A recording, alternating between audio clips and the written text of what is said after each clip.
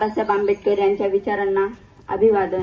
व तुम्हाला आज माहिती असेल की आज स्त्री मुक्ती दिवस आहे। तर स्त्री मुक्ती दिवस म्हणजे काय नेमकं तुम्हाला हा प्रश्न पडला असेल। स्त्री मुक्ती दिवस म्हणजे की डॉक्टर बाबासाहेब आंबेडकर यांनी मनुस्मृती दहन दिवस म्हणजे स्त्री मुक्ती दिवस। तो दिवस म्हणजे 25 डिसेंबर 1927 ला रायगडाच्या पायथ्याशी डॉक्टर बाबासाहेब आंबेडकरांनी मनुस्मृतीचं दहन केलं। मनुस्मृती म्हणजे काय? मनुस्मृती म्हणजे ह्या मनुवादी लोकांचा ग्रंथ। त्या ग्रंथामध्ये महिलांना कोणतेच अधिकार नव्हते।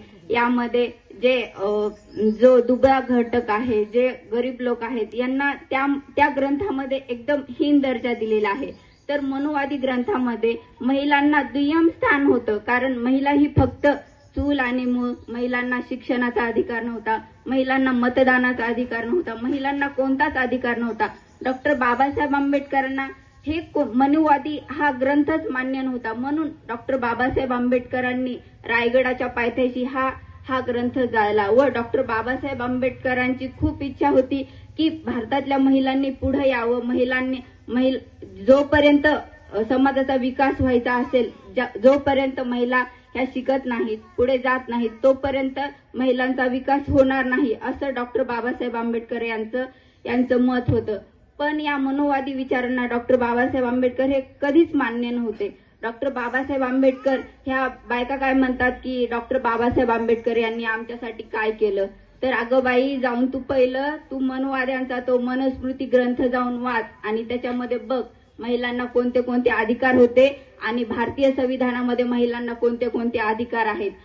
भारतीय संविधानामध्ये डॉक्टर बाबासाहेब आंबेडकरांनी महिलांना मतदानाचा अधिकार दिला, महिलांना शिक्षणाचा अधिकार दिला, तुम्हाला तुमच्या घरामध्ये वारसाचा हक्क दिला, तुम्ही मूल दत्तक घेऊ शकता, दुसरं लग्न करू शकता, असे अनेक डॉक्टर बाबासाहेब आंबेडकरांनी तुम्हा आम्हाला महिलांना खूप अधिकार दिले। व महिलांना मी एकच गोष्ट सांगू इच्छिते की तुम्हाला पुढे जायचं असेल तर तुम्हाला फक्त शिक्षण हाच मार्ग आहे।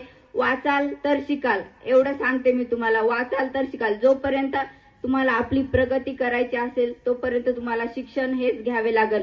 डॉक्टर बाबासाहेब आंबेडकर हे म्हणले होते की शिक्षण हे वाघिणीचे दूध आहे, जो कोणी प्राशन करेल तो गुरगुरल्याशिवाय राहणार नाही। व मी आणखीन एक गोष्ट सांगते की नको तू बनू त्या रामाची सीता, लोक तुला अबला म्हणतील। नको बनू त्या रामाची सीता, लोक तुला अबला बनतील। नको बनू त्या पांडवाची द्रौपदी, लोक तुला लाचार म्हणतील। तू बन ज्योतिबाची सावित्री, लोक तुला ज्योती साऊ म्हणतील।